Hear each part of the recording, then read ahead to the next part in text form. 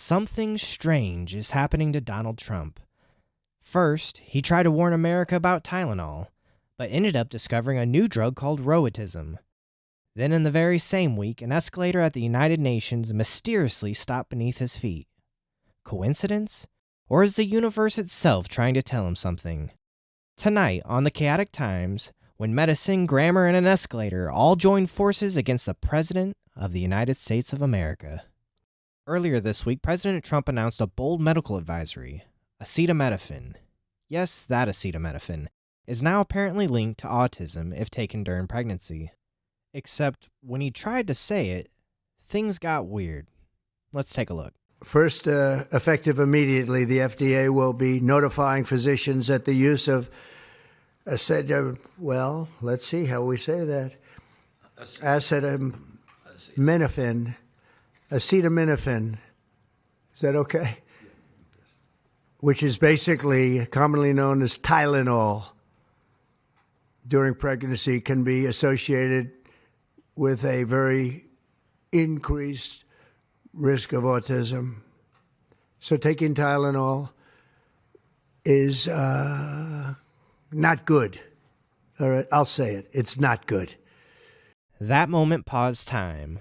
The room collectively went, wait, what did he just call it? And here's the thing, neither Trump nor Robert F. Kennedy Jr. have any expertise in medical science. None. They're not doctors, they're not researchers, they're just guys who yell into the microphone until someone nods. And the science they're mangling? It's a difference between association and causation. Just because two things show up in the same data set doesn't mean one caused the other. For example, ice cream sales go up in the summer, and so do shark attacks. But no one's blaming Ben & Jerry's for the uptick in shark attacks. In Trump's world, though, Tylenol and autism being mentioned in the same sentence means we need FDA warnings immediately. Forget decades of peer-reviewed studies. They want you to trust them, a business mogul and a lawyer, on what is best for you medically, not a doctor or the greater scientific community at large. To further show how incredibly wild this is, let's see what Trump says about another medical mystery named noautism. And by the way, I think I can say that there are certain groups of people that don't take vaccines and don't take any pills that have no autism. That have no autism. Does that tell you something? That's currently, is that a correct statement, by the way? There are some studies that suggest that, yeah, with the Amish, for example. The Amish, yeah. Virtually, I heard none.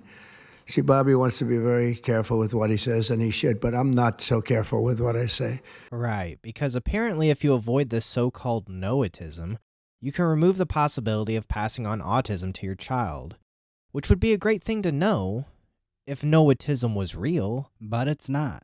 Unfortunately, that's where we are in America. A president treating autism like it's something that can be easily avoided, and language like it's a slot machine.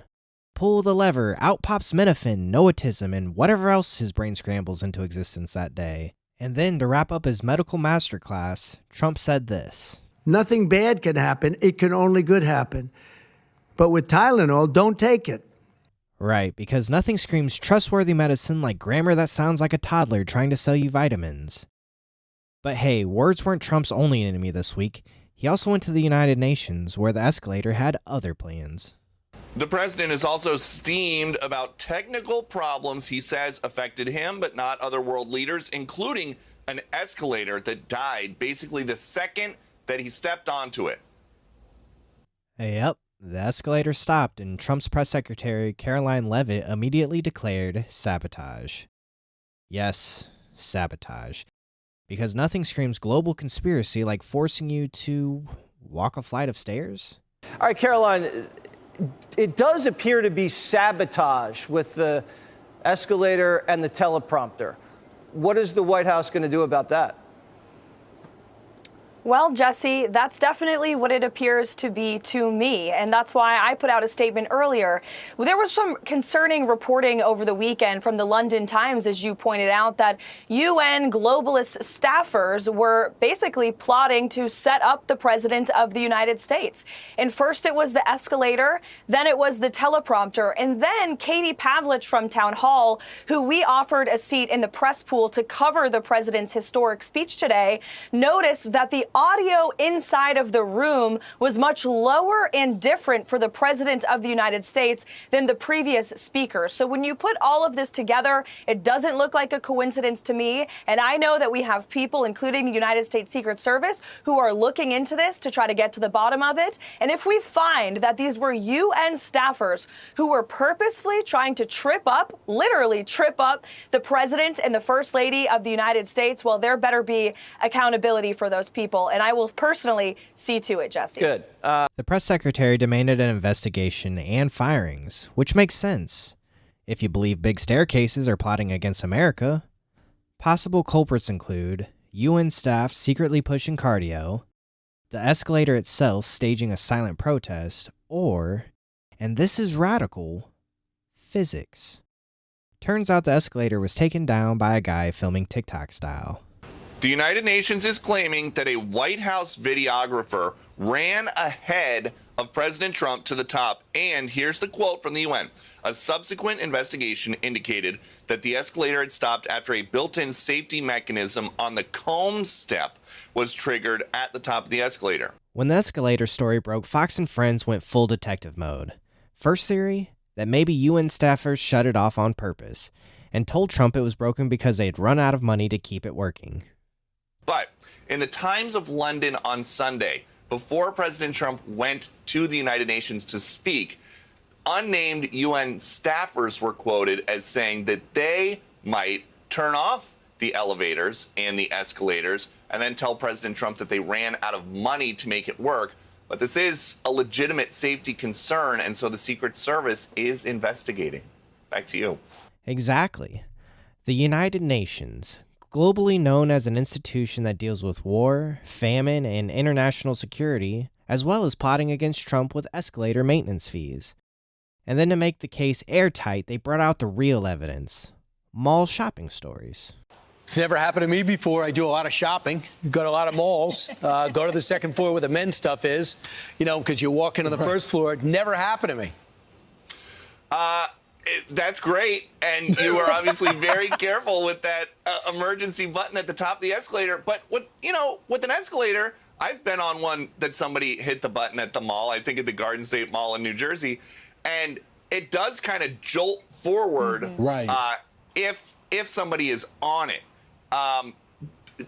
If there was sabotage here, somebody doesn't know that the president and the first lady aren't going to fall down, and that would be a big problem. Mm-hmm. Yeah, that would have been terrible. Also, you should secure the button if you have the leader of the free world on. Yeah, I don't buy that.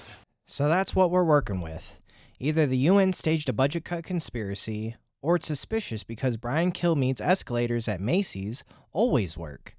That's the standard of proof. Here's the reality. Sometimes escalators stop. That's not sabotage, that's maintenance.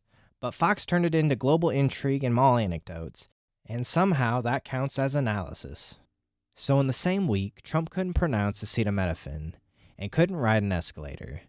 This isn't a constitutional crisis, it's a vocabulary and infrastructure crisis. He's been taken down by a word and a staircase. Forget Democrats, his real opponent is modern technology. So whether it's Tylenol or an escalator, one thing's clear. Trump doesn't need enemies. Inanimate objects are already doing the job. If you made it this far, don't just hit like and subscribe. Check out more episodes of The Chaotic Times. But if you want an actual breakdown from someone who knows the science, go watch Hank Green's video on this subject.